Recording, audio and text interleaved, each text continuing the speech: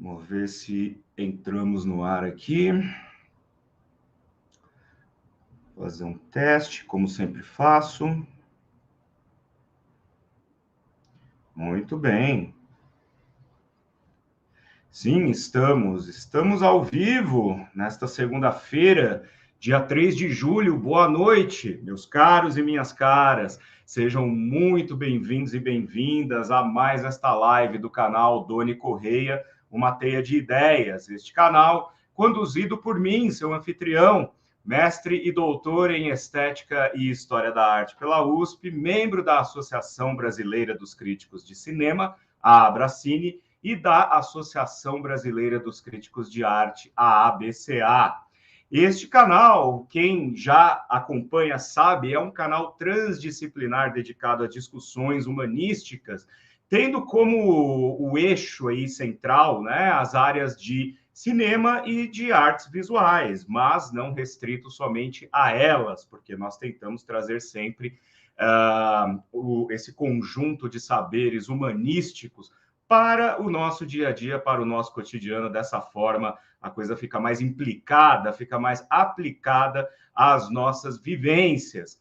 Vocês podem nos apoiar também neste canal, compartilhando este vídeo, se inscrevendo no canal, se já não está inscrito ou inscrita, badalando a sineta, dando joinha e comentando bastante. Também pode apoiar a nossa iniciativa financeiramente com as nossas chaves Pix, que estão aí embaixo na descrição do vídeo, ou mandando o seu superchat, ou valeu demais, enfim, depois que esse vídeo já estiver disponível para vocês assistirem na condição de gravado. E por falar nisso, eu agradeço muito também a TV 247 pelas retransmissões das minhas lives e dos meus vídeos, de maneira que, se você está assistindo a esta conversa que nós teremos daqui a pouco na TV 247, não esqueça de vir ao canal Doni Correia, uma teia de ideia, e se inscrever também, porque assim a gente vai ampliando, como eu costumo dizer, né, o nosso rol de teiudas, teiudos e teiudes, né?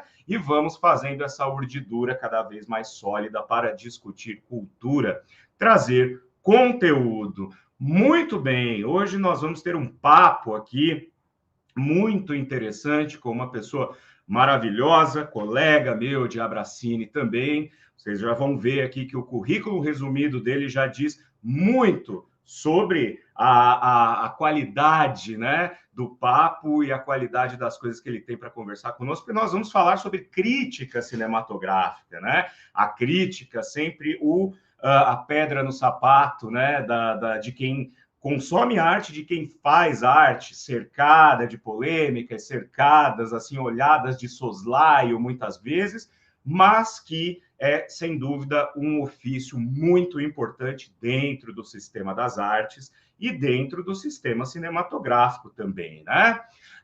Pois bem, o meu convidado de hoje, só para vocês terem uma ideia aí, é autor dos livros Celso Marconi, O Senhor do Tempo, de 2020, Celso Marconi, grande crítico, professor também, né? Uma sumidade, um patrimônio, né, que nós temos na nossa cultura, na crítica e no cinema.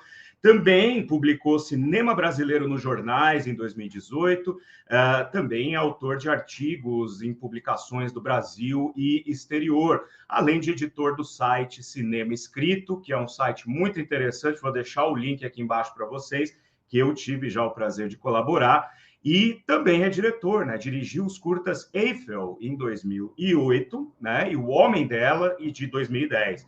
Ele é jornalista, é mestre em comunicação, foi crítico de cinema do Jornal do Comércio entre 1997 e 2001 e da Folha de Pernambuco entre 2004 e 2015, e coordenou o cinema da Fundação Joaquim Nabuco entre 2001 e 2017 e o bacharelado em cinema e audiovisual da UniaESCO de 2007 a 2021, onde ainda leciona.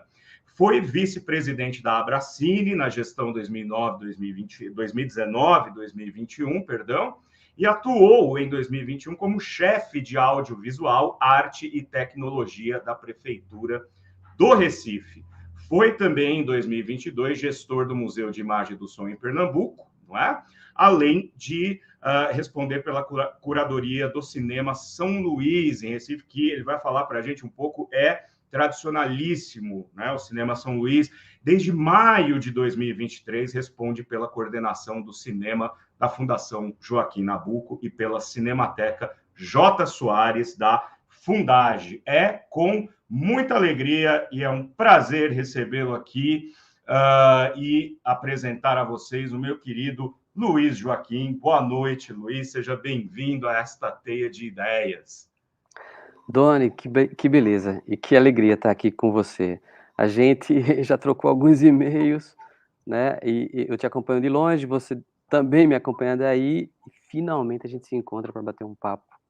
Com certeza. Compartilhar um papo, né? Que é melhor ainda. Exatamente, fazer aquela conversa assim, em clima de talvez uma mesa de bar, que daí as coisas vão fluindo de uma maneira mais orgânica, né? E eu já vou, inclusive, dando boa noite ao pessoal que está se manifestando aqui, a Maria Elisa, que está sempre conosco. Cheguei, boa tarde a todos, tenham aproveitado bem as aulas, mas fora da live. Agora você está na nossa live aqui. Nós temos a Amanda também aqui dando boa noite. Temos o Ed Persona, também já é de casa, dando boa noite, Doni. E a Leila, que também está sempre aqui com a gente, dando boa noite, Doni. Obrigado por divulgar. Beto Quirino.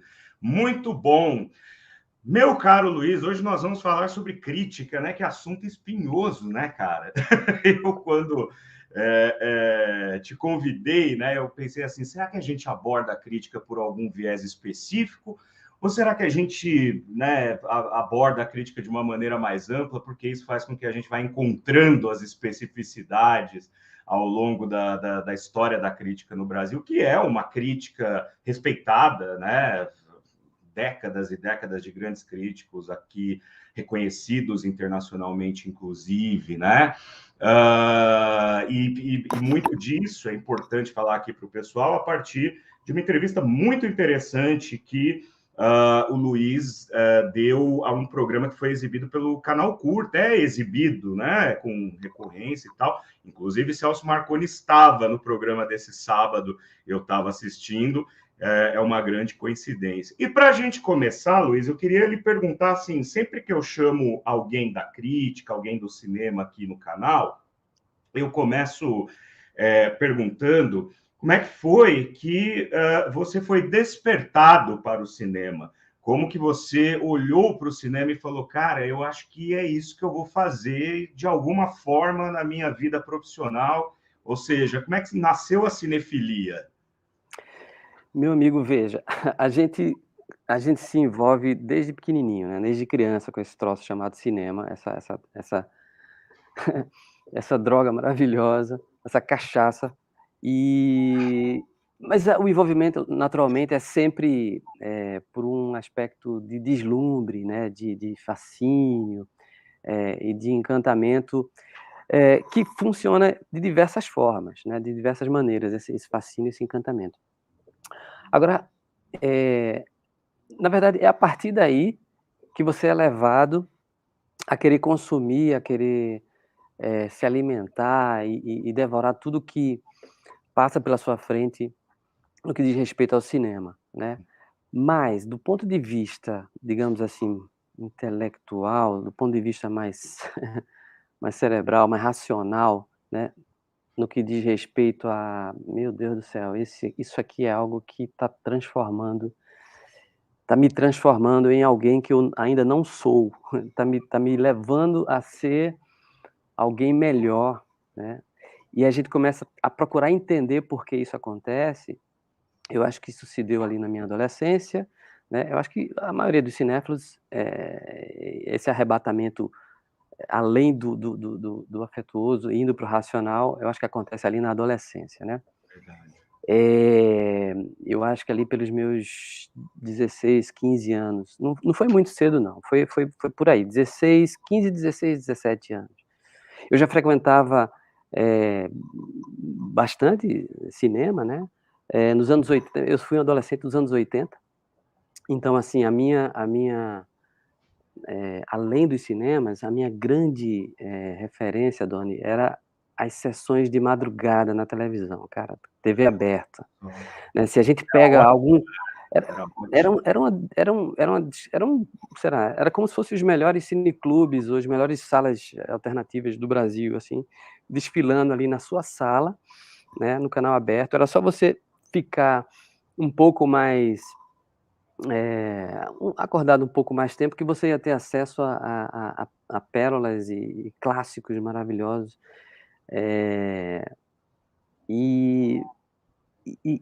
Cara, era uma relação solitária, né? Porque eu tenho um irmão mais velho que se relaciona com o cinema como, sei lá, 80% das pessoas se relacionam, querem só curtir um filme. E meus pais, minha mãe e meu pai também não tinham nenhum, não mergulhavam verticalmente no cinema, digamos assim. Então eu era esse louquinho, esse maluco que varava a madrugada vendo filme pela Bandeirantes, TV Globo e outras... Manchete. Manchete, caramba. Cinema Nacional era muito bom na Manchete, cara. Era. E aí chega o videocassete e aquilo parece uma bruxaria, né? Porque você pode pegar no filme, você pode rebobinar, você pode rever aquela cena, guardar, rebobinar e rever aquela cena que você adora infinitas vezes. E aí a coisa fica fora do controle.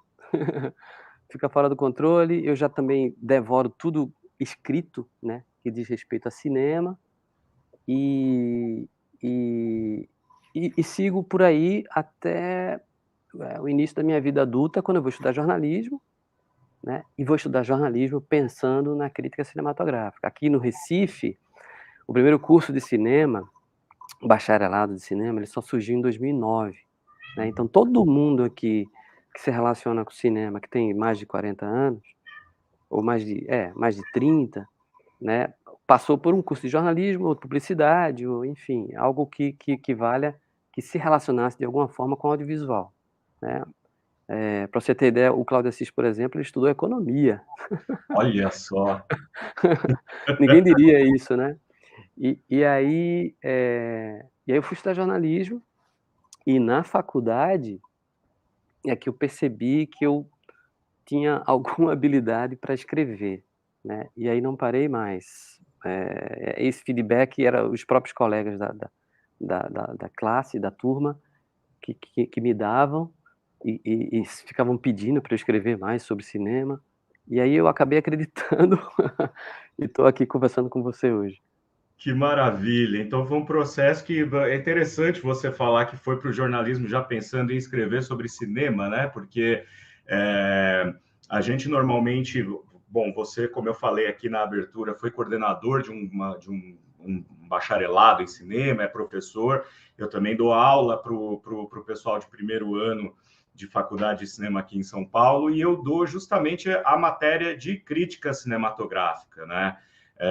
E é muito interessante porque a gente, às vezes, não costuma fazer essa relação entre a crítica cinematográfica e o universo do cinema. Parece algo completamente... Parece que não faz parte, né?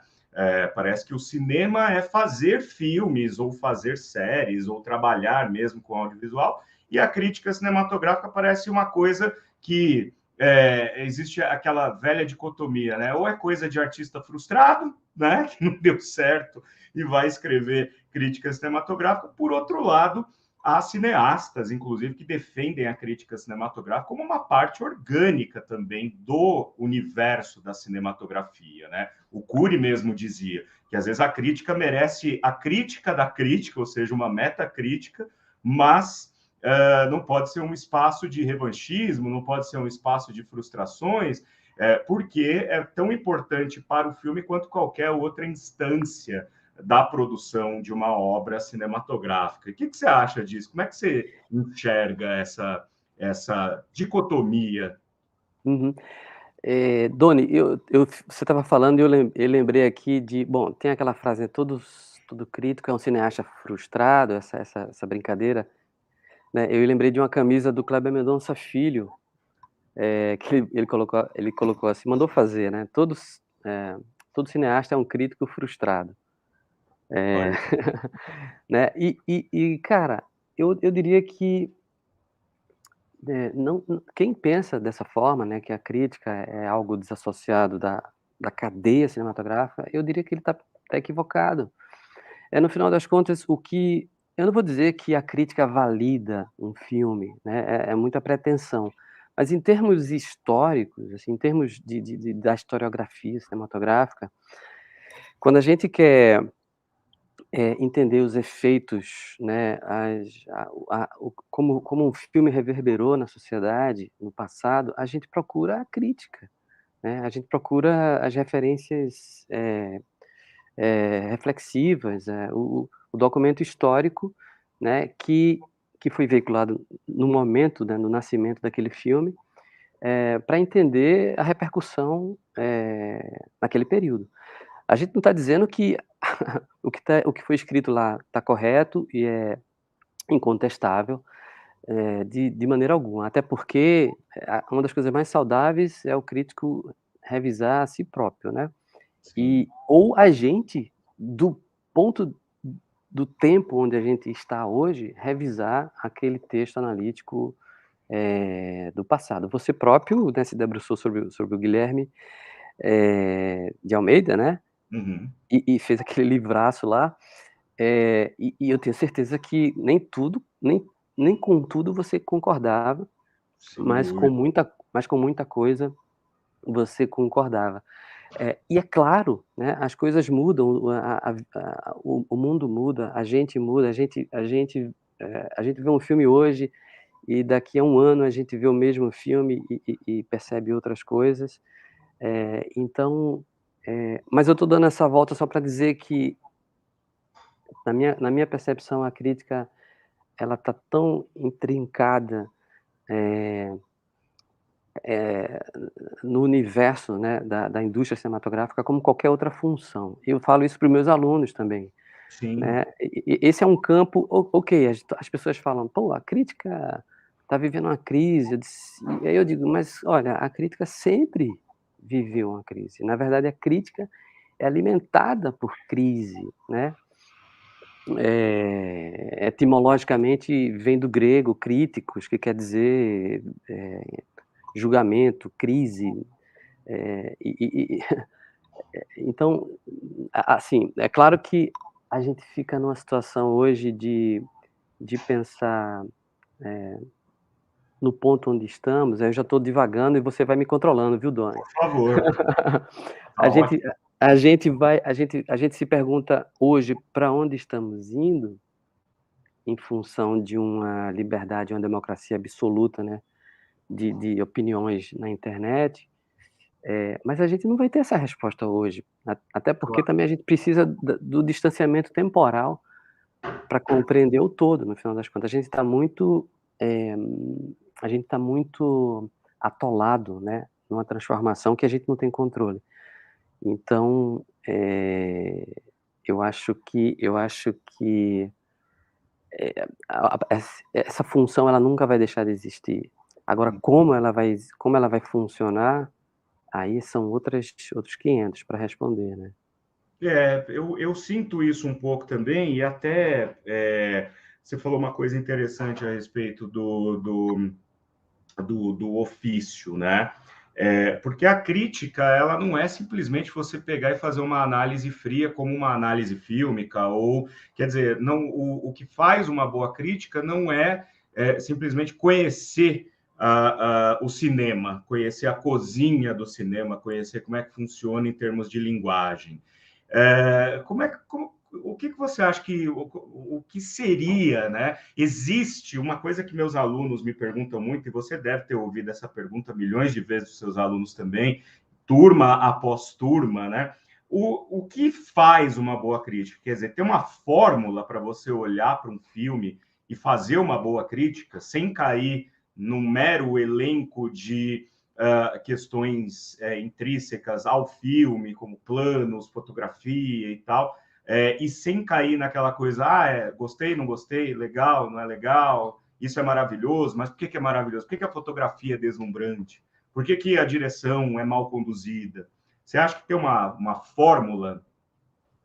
Eu sempre falo para os alunos, assim, a primeira coisa que eu falo, acho que no primeiro dia de aula, Dona, é assim: "Olha, a crítica de cinema não é uma ciência".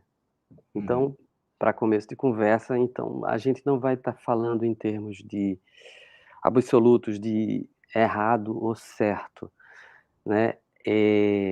Eu costumo dizer que uma boa crítica, nem na verdade, eu nem explicito isso, eu costumo pensar, né, que uma boa crítica é aquela em que o sujeito se coloca, né. Mas isso não é suficiente, claro, né, porque o sujeito se colocar é o que todo mundo faz todo o tempo nas redes sociais, Hoje em dia, né. cada vez mais, talvez esse seja o problema, né. Tem muita gente se colocando demais ao mesmo tempo. A saturação e um desnorteamento absoluto sobre tudo. Mas, o que eu gosto de dizer é que ou de pensar é que é quando o sujeito se arrisca, no na avaliação. Porque lógico, não tem uma fórmula, não é uma ciência, não tem uma fórmula. Eu acho que, aquela análise que se sustenta, sabe, como quase como que uma prova de matemática em que você vai pontuando fotografia, elenco, direção, roteiro. Ok, esses elementos, eles te chamam a atenção por algum motivo ou outro quando você vê o filme. E claro, dependendo da intensidade que te chama a atenção, naturalmente você vai registrar isso no teu texto. Mas eu não diria que isso é o determinante, o definidor. Isso não deveria ser. Isso deveria ser uma ferramenta dentro da tua análise para você problematizar para o teu leitor, as intenções ou as pretensas intenções do realizador.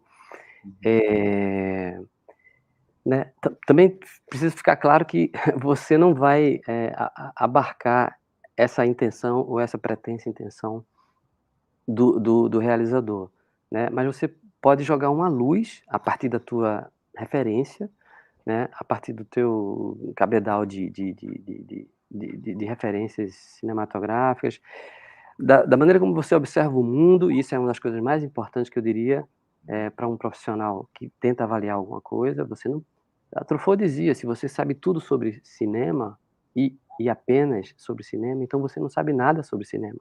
Exato. Você precisa saber, você precisa conhecer o seu lugar e o seu tempo, e compreender as relações das coisas, né, de um modo geral. Eh, Talvez esse seja até um complicador, Doni, porque, mas é um complicador que eu particularmente gosto, porque a crítica acaba me ensinando. Ela me obriga a aprender coisas que eu nunca, naturalmente, iria procurar saber. Sei lá, eu vejo um filme paquistanês, eu preciso entender a cultura, Sem eu dúvida. preciso o mínimo, né, do comportamento, sei lá, das relações humanas no Paquistão para tentar, sacar qual é a provocação daquele filme, sabe. E daí tentar concatenar e fazer amarrações entre a aquele aspecto da linguagem cinematográfica com as complicações culturais daquele povo, né. Então assim, mas assim, no final das contas eu acho que a melhor crítica, cara, é aquela que primeiro você se identifica com ela, né, isso é muito importante, não tem uma crítica. Às vezes a gente até encontra um texto que agrada quase todo mundo, mas isso é muito raro, né. Mas eu diria que ela funciona quando ela bate em você, leitor, e você, leitor, começa a repensar o filme, considerando, percepções que você não teve enquanto assistiu o filme, né. Isso, eu É por concordo. aí, por aí.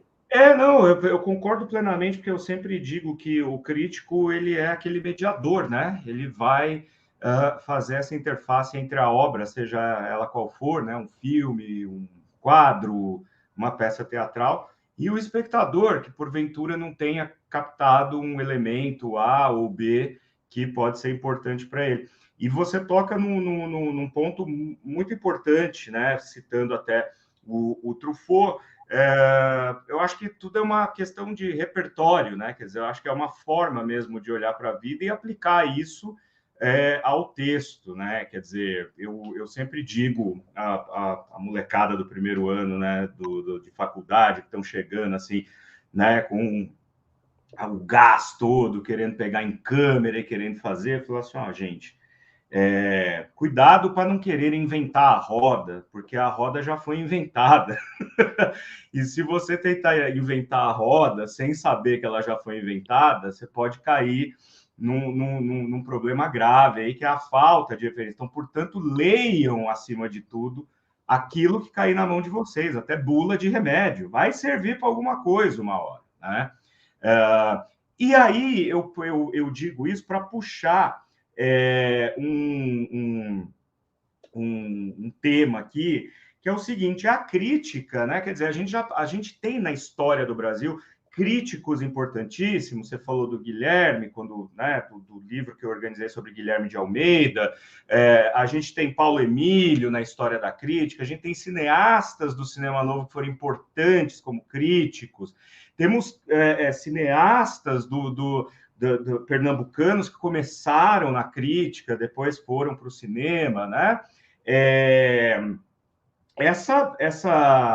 Essa transição, né, do olhar, né, analítico para a realização, você acha que ajuda ou atrapalha quando você tem você começa na crítica, vai para o cinema, ou faz cinema e vai para a crítica? Porque você passou pelos dois, né? Você fez cinema e fez crítica, né?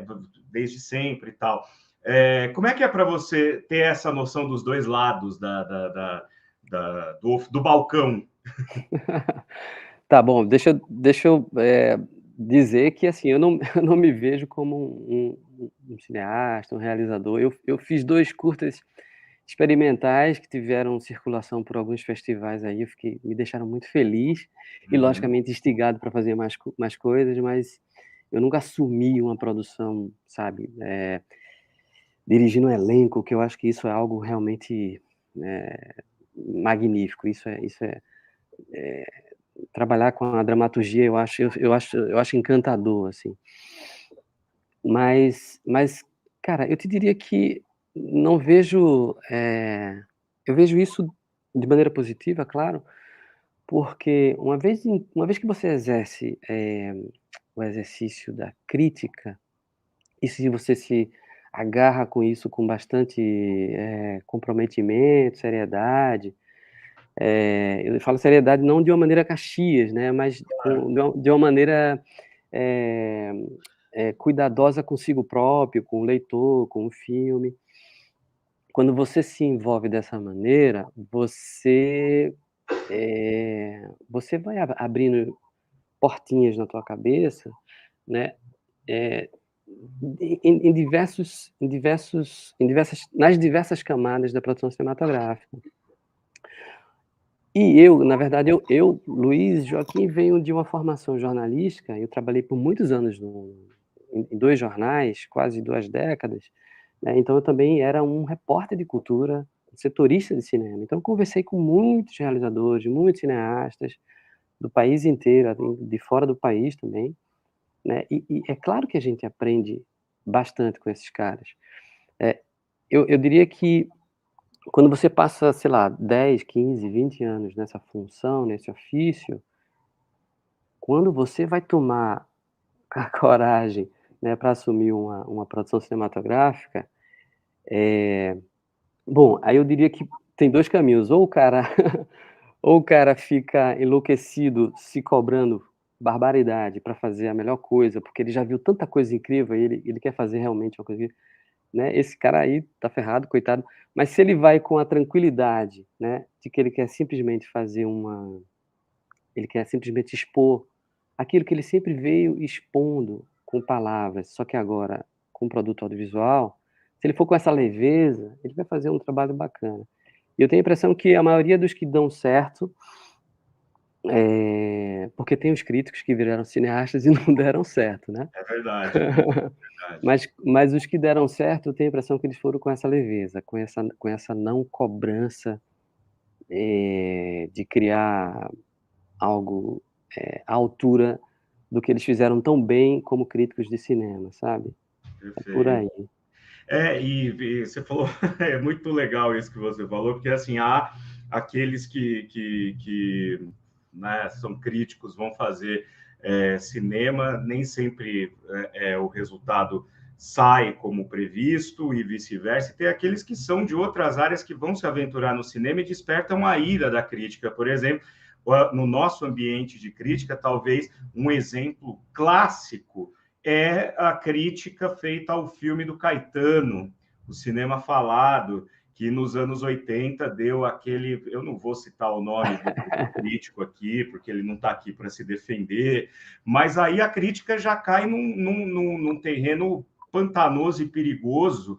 Que quando a gente lê, a gente percebe que já escapa aos valores de uma obra de arte e extravasam para o ataque pessoal, né?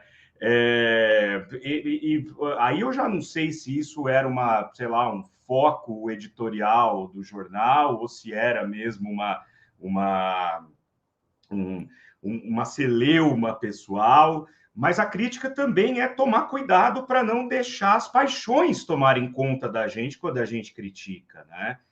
E a gente sabe que o universo cinematográfico, o universo da arte é um universo pequeno. Todo mundo acaba conhecendo todo mundo, ou pelo menos conhece, assim, está a uma ou duas pessoas no máximo de distância de alguém. Como é que é para você esse campo de que às vezes a gente tem que tomar muito cuidado, primeiro, para fugir das paixões quando a gente está escrevendo, né?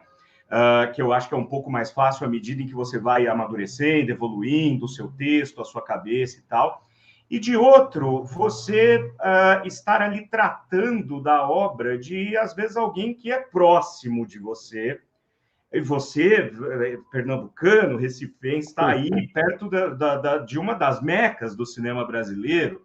Né? Você vê dificuldades em exercer o papel de crítico no universo da crítica no país, assim, com relação aos seus pares, com relação às pessoas que você conhece que estão ali no círculo muito próximo da gente? Excelente tua questão, Doni, porque você falou, é um universo pequeno e não apenas pequeno, é muito vaidoso, né? Vaidoso, E as pessoas são muito doídas com críticas. Se melindram muito, né, às vezes. Olha, eu te digo que eu não tenho, eu não me percebo com dificuldade. Assim, ou com muita dificuldade. Dificuldade sempre há, né? Mas o que eu quero dizer é o seguinte, que é difícil a gente avaliar o nosso próprio texto, mas eu procuro desenvolver um trabalho que tenha um mínimo de galhardia, digamos assim, no sentido de ser, de ser, eh, eu quero, espera aí, tá faltando a palavra, de ser, Assim, não isento, mas equilibrar bem a objetividade e a subjetividade de uma análise, talvez. também, mas eu quero dizer, eu ia dizer cordialidade, mas não é essa palavra. Porque assim, a gente precisa ser duro também quando é o caso, né? Mas a cordialidade ainda não é a palavra. Mas o que eu quero dizer é que eu procuro ser, bom, deixa pra lá, daqui a pouco eu lembro. Eu não sou uma pessoa que ataca os filmes, nem uma pessoa que ataca, enfim, quem está envolvido com o filme, né? Eu procuro entender o porquê daquela fragilidade, né, e coloco os meus argumentos, né. Então, nesse sentido, quando eu faço um texto mais, duro, ou apontando, sei lá, fragilidade na minha perspectiva, isso está muito bem argumentado, né, de maneira civilizada. Era isso que eu Claro, queria dizer. Era isso que eu queria dizer. E normalmente, não é sempre, mas normalmente eu não tenho nenhum tipo de resposta negativa daquele realizador cuja obra foi alvo de um texto mais ácido meu, né? Ácido no sentido de apontar objetivamente problemas, assim, né? Então, eu não tenho esse tipo de dificuldade, mas é claro que é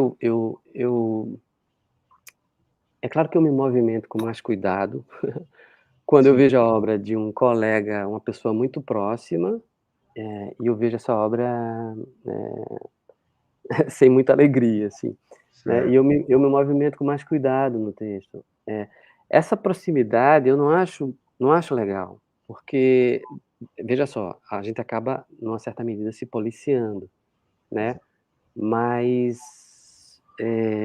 mas eu acho que a gente não pode, assim, se você quiser fazer se você quiser ser honesto com você, com o teu leitor, você não pode se eximir de ser, o mais verdadeiro que você consiga, né, naquele contexto, e você não pode deixar de colocar o que te moveu, né, seja para o lado positivo ou negativo, quando você esteve diante daquela obra. Então, mas eu sei que essa questão que se levantou, eu tenho certeza, é um problema muito grande para muita gente, né. Eu sei de críticos que não escrevem sobre filmes, de pessoas muito próximas, e eles eu tá tudo Preferem certo. não se comprometer. E tá tudo certo, tá tudo certo, eu acho bacana também isso. O problema é quando você, por exemplo, está vinculado a um veículo, sabe, tradicional da imprensa, que você tem que escrever sobre tudo. Isso é muito difícil, né. É, E não apenas nesse aspecto, né, de você falar mal, digamos assim, de um filme de um amigo, de um colega, de alguém próximo, mas no sentido de você ter que escrever sobre todas as coisas. uhum. No final das contas, isso é uma grande escola, né. Eu escrevi sobre filmes da Xuxa, sobre, Olha só. eh, sobre, sei lá, sobre documentários de bichinhos, fofinhos, assim, até, enfim, até Walter Hugo Cury né, É o filme da Anto Xuxa. Antonioni. Ah, eita, caraca, nem me lembrei dessa conexão Esse detalhe que louca. todo mundo fala, o filme da Xuxa. Não é da Xuxa, é do Cury, meu É do Deus. Cury, pois é. Mas não era desse filme que eu estava me referindo, era dos Não, eu sei, né, Lua de Cristal, filmes da Xuxa mesmo, né. por aí. É, e aí, ao mesmo tempo que isso é pode ser uma tortura, mas é um grande aprendizado também, cara. É Que um grande bacana. aprendizado. Não, com certeza a gente vai ficando, a gente inclusive aprende eu tenho que aprender muito ainda isso, a não cair nas nossas próprias armadilhas, né? Armadilhas que nós às vezes armamos para nós mesmos, né? Quando a gente está no calor do momento de querer escrever e tal, né? Acaba acontecendo. Temos aqui alguns comentários, ó, eu acho que temos aqui alguém muito querido também por nós, né? O nosso querido Humberto Silva, né? Também abracineiro aí. Ótima resposta, Luiz, com certeza, ótima resposta. Humberto também professor e também crítico, então sabe muito bem do que estamos falando aqui, né? E Dessas armadilhas. colaborador um colaborador do meu site, o Cinema Escrito, que eu tenho muito orgulho Sim. de ter o Humberto pertinho. Não, o Humberto é ótimo. O Humberto vai virar aqui dia desses, né? Já estamos armando, daí, né? Ele está esperando aí uma questão editorial para a gente ter algo mais concreto para trazer, né? A Lilian está dizendo que é difícil aceitar uma crítica negativa. No meio artístico, realmente, né? A gente lida com as suscetibilidades de uma maneira, né? E a Patrícia Grilo está falando respeitoso, talvez, que é a palavra que você tinha perdido. É com a cordialidade, né? O respeito e tal, né? Minha querida mãezinha Zuleika Mamprim, dando ar da graça aqui, como sempre. Muito obrigado, dando boa noite a todos. A Leila está dizendo o seguinte: ó, a crítica é apaixonante. Recentemente foram lançados bons livros sobre crítica cinematográfica. Existem muitos bons livros sobre a crítica cinematográfica. Existe um que saiu recentemente, inclusive, sobre a crítica pernambucana, né? Que é um livro que fala sobre a história da crítica cinematográfica em Pernambuco, né? Tem algumas compilações, tem alguns coletâneas de entrevistas, uma outra dissertação de mestrado que vira um livro, mas eu diria que são poucos, aliás, talvez nenhum que dê conta, mas também é difícil isso, né? Que dê conta da história do cinema pernambucano. Claro. Até porque ela é muito rica e muito grande, né? A Extensa. gente vai falar daqui a pouco um pouco sobre isso, né? Porque é uma fatia da história do cinema brasileiro das que mais me fascinam, assim, que é o ciclo do Recife e depois, né? Quer dizer, o Movimento Super 8, o Jomar Muniz de Brito, tive a oportunidade de conhecê-lo pessoalmente aqui em São Paulo há muitos anos, Que massa. figuraça, né? O Ed Persona está dizendo aqui, ó, a crítica é essencial, adoro vocês que são críticos que ajudam na apresentação do nosso cinema. É raro isso, hein? Encontrar alguém que fale declaradamente que gosta do crítico, hein? Aprendo demais com vocês. Inclusive, ano passado, zerei a lista da Abracine, olha lá. Que ótimo, muito bom. E a Luciana também dando, minha querida esposa, também marcando presença aí, dando boa noite. Essa questão da lista da Abracine, Luiz, inclusive me faz lembrar de uma outra um outro ponto aqui que eu acho legal a gente trazer. A crítica, ela também é uma dessas instituições responsáveis, assim, dentre tantas, né? Eu acho que os historiadores de cinema, a própria academia também faz isso, mas a crítica meio que estabelece um cânone, né, para as coisas, seja lá qual for o tipo de crítica literária, cinematográfica, teatral, gastronômica, enfim. Parece que a crítica tem esse papel, que é um papel, às vezes, ingrato, de estabelecer um cânone, né? E na Abracine, quer dizer, as publicações, né, antes de eu entrar na Abracine, já tinha saído, no ano que eu entrei na Abracine, saiu o livro dos 100 melhores filmes brasileiros, 100 maiores filmes brasileiros de todos os tempos. Agora, daqui a pouco, vai sair os filmes fantásticos brasileiros, né, e tal. Agora, sim, eu já tendo a alegria de poder participar também. Você acha que o cânone é algo com que a crítica deva se preocupar? Em vez por outra, dar aquela olhada como fez a Sight and Sound agora e colocou a Chantal Akerman? Você acha que também é uma função da crítica de peso, né? Quer dizer, uma atribuição de peso, olhar para o cânone de vez em quando e falar, não, peraí, está faltando uma coisa aqui, né? Vamos reavaliar tal coisa aqui e ali, tal. Quer dizer, um revisionismo. Quando a gente fala revisionismo, parece uma palavra meio, né, que está muito ligada a negacionismo, né? Revisionismo e negacionismo andam juntos. Mas existe o revisionismo daquele que olha, né, para certos dados históricos, complementam isso, fazem uma segunda leitura. Como é que é para você essa história dos cânones, né? Principalmente no cinema brasileiro, que é tão rico, né? Quer dizer, com acertos e tropeços e inícios e recomeços ao longo de décadas e décadas, a gente tem um cinema consistente, artístico, né? O cânone, como que é para você? Como é que você lida com o cânone do cinema brasileiro? Doni, olha só, a gente viver é um constante aprendizado, né?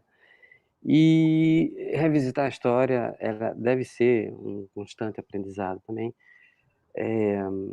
E como a gente tinha falado um pouco antes, essa história ela pode ter sido escrita, enfim, normalmente, habitualmente, ela é escrita por quem tem o poder, né? E, mas assim, o que foi cortado disso, né? O que não apareceu na história oficial. Então, assim, é um oceano infindável, né, de buscas que a gente precisa fazer para a gente se entender melhor.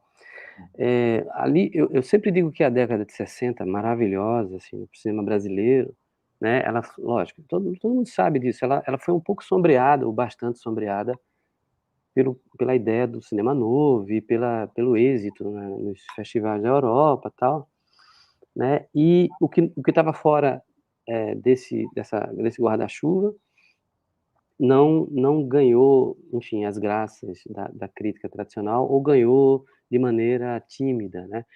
Por exemplo, eu tem um cineasta que,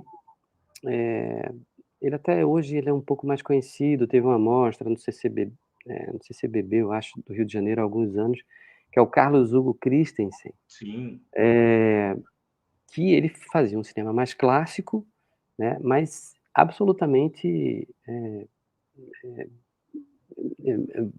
rico, valioso, não apenas do ponto de vista técnico, mas espiritual, filosófico, psicológico também, né. E quando eu descobri o Christensen, isso só tem, sei lá, 15 anos, foi ali para o 2007 ou alguma coisa assim, eu fiquei abobalhado, eu não conhecia o Christensen, nunca tinha ouvido falar dele. Quer dizer, tinha assim, eu tinha visto na Manchete, a gente falou aqui da Manchete. Sim, passava bastante, é. E na TV É, Cultura na também, TV né? Cultura.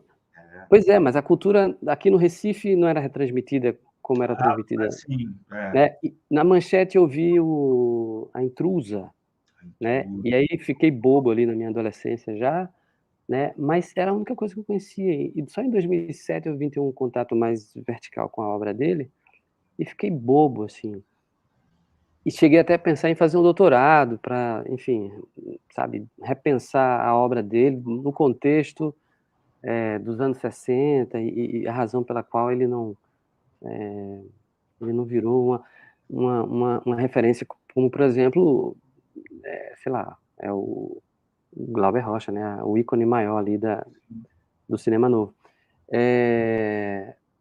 Enfim, só para dizer que a gente precisa revisar sempre, sempre, sempre. Na verdade, a crítica, ela precisa, acho que uma das práticas, saudáveis dela é se questionar, né, sobre o que já está definido como absoluto. É claro que, da mesma forma que você é respeitoso com aquilo que está chegando, você precisa ser respeitoso com o passado também, Sim. né. O a Ao mesmo tempo, isso me parece uma iniciativa fadada não ao fracasso, mas, eh, a gente não consegue chegar num sucesso absoluto, sabe, porque a gente vai Sempre estar vai. sempre sendo alimentado, né, por uma nova informação que vai quebrar a tua perna naquele teu argumento, assim. Então, mas essa é a beleza da coisa, né, Sim. é a gente aprender e continuar aprendendo, enfim. Sem dúvida. A Leila, inclusive, lembrou aqui o livro do Marcelo Iqueda, né, que saiu aí sobre a crítica pernambucana, né, um livro importante. Obrigado, Leila, pela lembrança. E já que a gente está, então, nessa questão da histórica, né, você é uma pessoa que está envolvida com espaços importantes da cultura cinematográfica pernambucana, espaços culturais importantes, é alguém que trabalha também na extroversão, né? Quer dizer, das atividades culturais, a extroversão do cinema.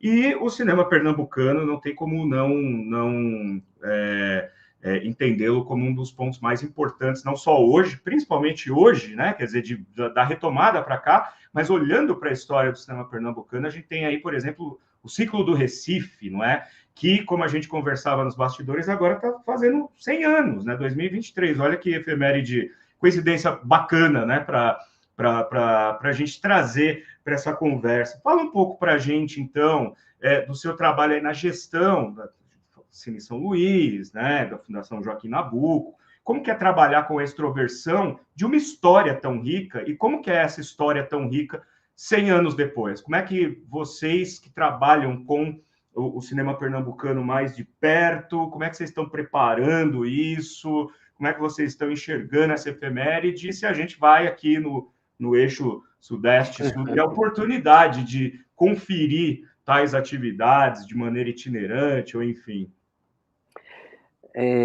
Cara, assim, as pessoas sempre questionam sobre a inventividade, a riqueza, a audácia do cinema pernambucano, né? E aí eu dou essa resposta que isso não é algo novo, isso começou há 100 anos atrás, quando nos ciclos regionais, que na verdade esse conceito ele está sendo até relativizado pelos historiadores mais recentes, assim, em artigos mais recentes. Mas, assim, bom, a gente tem essa referência cíclica, né, no final das contas, até para sistematizar a didática mesmo, mas ali na década de 20,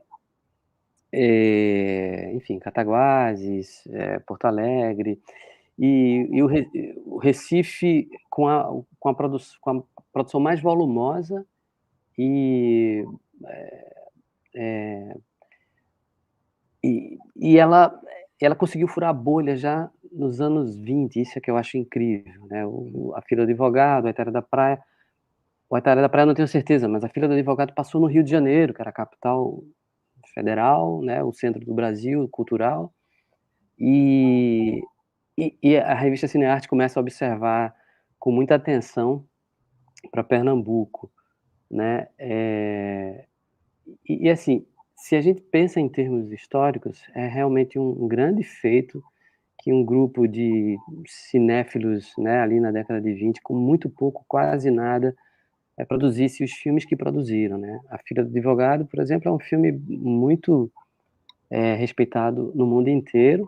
O A Itália da Praia tem eh, esse esse elogio, né, de ser um filme que tenta fugir um pouco da lógica do cinema norte-americano, que era o que predominava na época, e dá uma perspectiva mais localizada, mais regional, com pescadores e tal.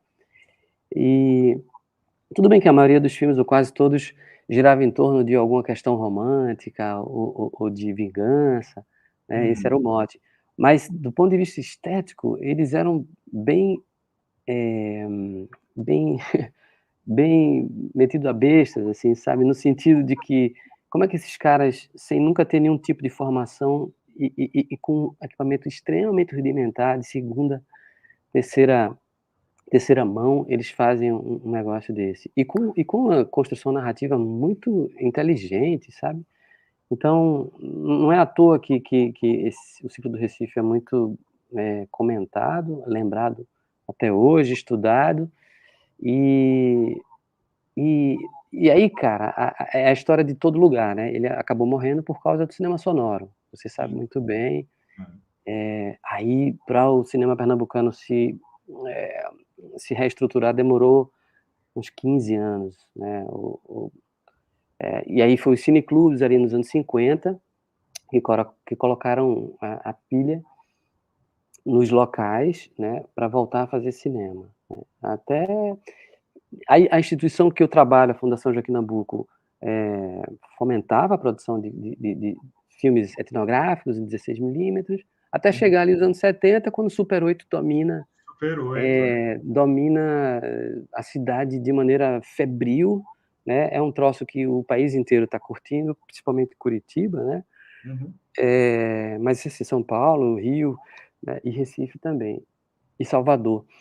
Sim. Eh, Aí morre a Embrafilme, e Morre aos o poucos cinema brasileiro inteiro. mas e aí aos poucos, com os editais mirradinhos, começam a aparecer os Lírios Ferreira da vida, os Paulo Caldas, os Adelina Pontual, e essa turma que botou pra cima o cinema pernambucano de novo. Pois é. Aí tem uma segunda geração, depois tem uma terceira, a novíssima, e por aí vai. Mas a gente nunca pode esquecer que além de Carlota Joaquina, que é o marco da retomada, nós temos Baile Perfumado. Não podemos esquecer de dizer que Baile Perfumado, né, que sai ali muito próximo, né, também é considerado um marco da retomada. Né? Por pura curiosidade, na época do Cinema Novo, ali nos anos 60, tinha algum movimento, ainda que pequeno, no Recife, de cinema, algum diretor que de repente acabou não acontecendo fora do local? Como é que foi nessa época do Cinema Novo em Pernambuco?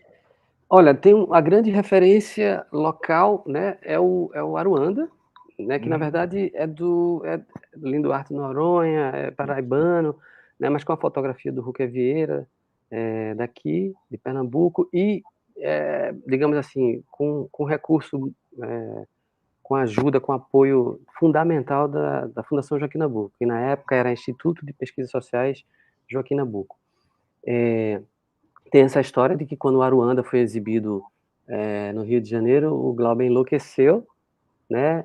Escreveu um artigo maravilhoso no Jornal do Brasil, só me engano.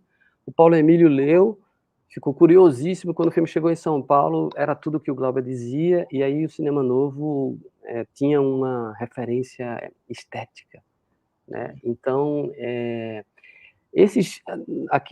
por aqui na década de 60, esses documentários etnográficos eram a grande produção, era o que chamava a atenção aqui. E sempre subsidiado por uma instituição grande, né? E sempre com 16 milímetros, tal, porque era tudo extremamente dispendioso, caro, né? Trazer equipamento, e não apenas equipamento técnicos também, de São Paulo e Rio, para realizar as coisas aqui.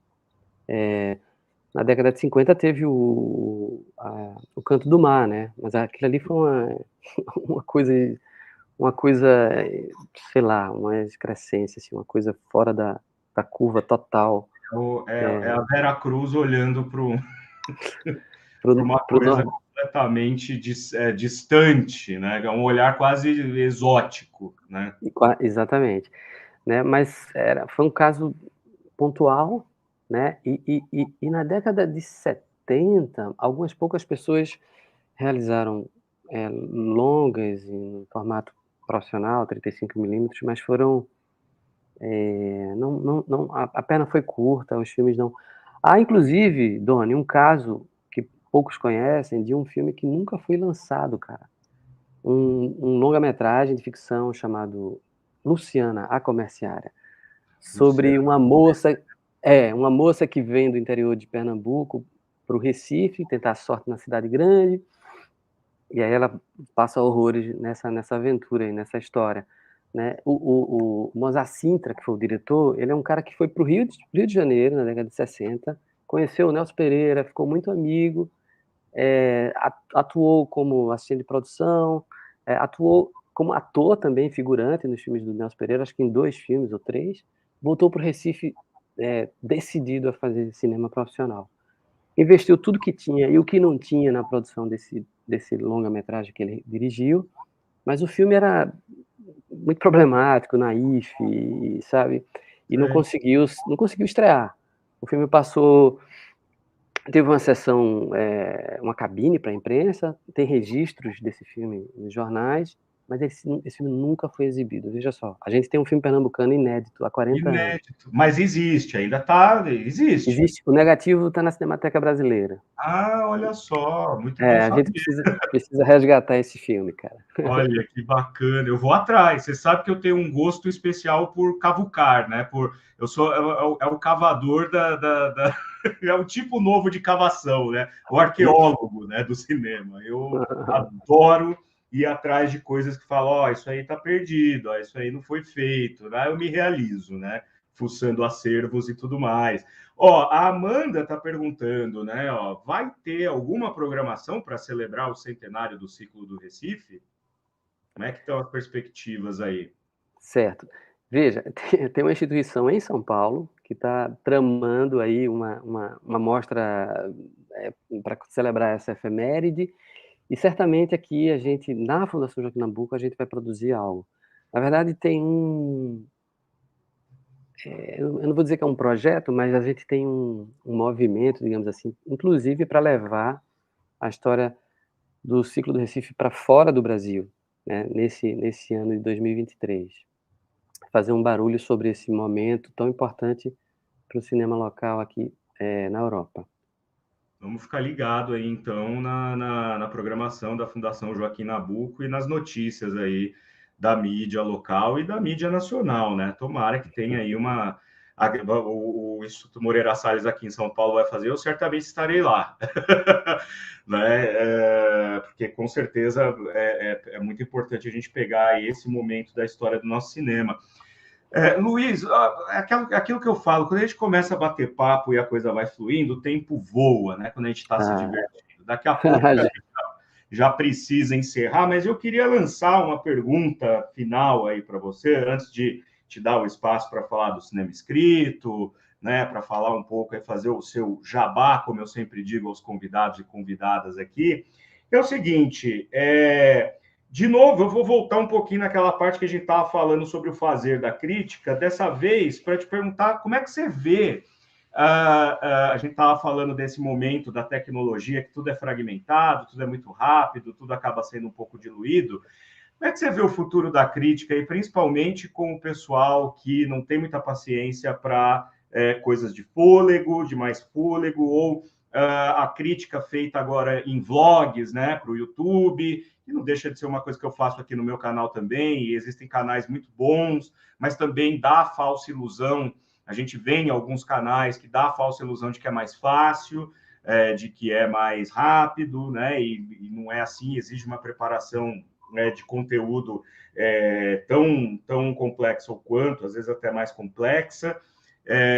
Como é que você enxerga aí porque a gente não tem mais revistas como a gente tinha, Filme Cultura, Revista 7, Contraplano, né, que era Contracampo, que, né, tinha a versão online, mas tem algo. E o cinema escrito não deixa de ser um portal para a crítica, né, que está na internet. Como é que você vê os novos tempos aí para a crítica, para quem quer fazer crítica a partir desse momento tão digitalizado? Essa é a pergunta de $1 milhão, viu, Doni? Mas assim, duas informações. Uma é que a Filme Cultura vai voltar. Que beleza! Inclusive na versão impressa, eu tive agora no Cineop, em Ouro Preto, né, e a secretária do audiovisual estava lá e ela pontuou isso. E outra coisa é o que você... Comemorar, então. Oi? Temos de comemorar, porque Filme e Cultura é um legado importantíssimo, né? Inclusive, havia um representante de uma... eu não sei exatamente a instituição que ele pertencia, mas na Argentina, e que ele é responsável por distribuir publicações na América Latina inteira. Ele disse: eu quero a Filme Cultura para distribuir na América Latina. Veja o peso da revista. Olha só. Mas a outra coisa que você falou, né, não é algo fácil, rápido, você trabalhar com sei lá, videocrítica ou um podcast. Existe uma preparação, e não apenas com relação ao conteúdo, mas com relação à forma, né? Assim, não é todo mundo que domina esse meio. Que tem especificidades muito delas, né? Então, as pessoas me perguntam: por que você não faz vídeo crítica? Eu disse: olha, eu tô com preguiça de aprender a lidar com essa máquina, enfim. Me chame para conversar que eu converso, mas o que eu quero dizer é que, cara, eu não sei para onde vai. O que eu sei é que ela não vai acabar. Mas assim, eu estava lembrando aqui daquele filme do Wim Wenders, o Fim da Violência, né? Ele é um produtor, acho que é o Bill Pullman, ele está fazendo um filme sobre violência, e aí eu acho que a assistente dele, ou a companheira dele, que é a Andy McDowell, pergunta: defina violência. Ele disse: eu não sei definir violência. Aí ela fala: mas você está fazendo um filme sobre violência, você precisa saber o que é violência. Eu disse: mas eu estou fazendo para ver se eu aprendo. É mais ou menos como eu me sinto com relação à crítica, assim, sabe? E como eu observo essas mudanças tão rápidas, instantâneas, e essa ebulição de formas de veicular, de comunicar, que a gente testemunha a cada dia, assim. A minha sensação não é muito boa, é uma sensação de que as pessoas estão cada vez mais preguiçosas, imediatistas, e ok, há suas benesses nesse aspecto, mas de um modo geral, tanto na forma de consumir como na forma de divulgar, a pressa não é legal. Se você está falando, se o teu produto é reflexão intelectual, não é salutar, né? Porque você vai estar suscetível a cometer muitas injustiças com todo mundo, inclusive com você, na sua pressa, É. né? Então, eu só lamento essa preguiça, digamos assim, né? Mas é tudo geracional, não É sei. verdade, Talvez alguma coisa positiva que a gente não consiga vislumbrar agora saia disso tudo, sei lá. Saudade dos dossiês da Filmicultura, que agora estou feliz porque soube que teremos de novo, não é?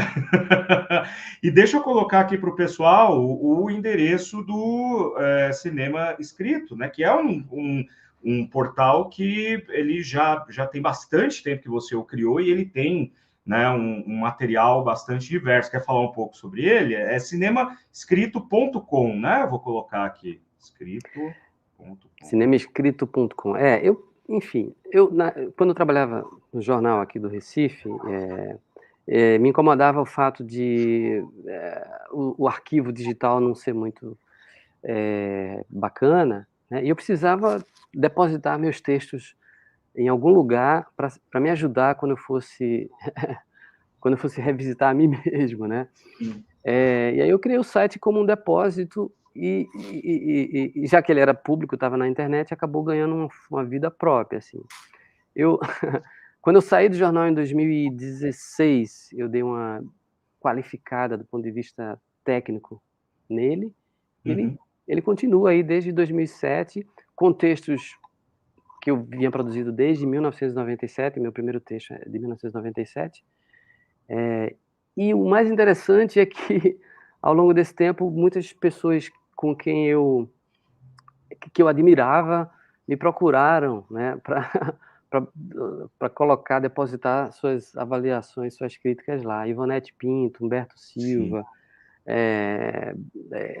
Marcelo Iqueda, Marcelo Lira, sabe, enfim, você, Doni, me deu essa alegria de um texto Eu fiquei honradíssimo com o convite, aceitei prontamente.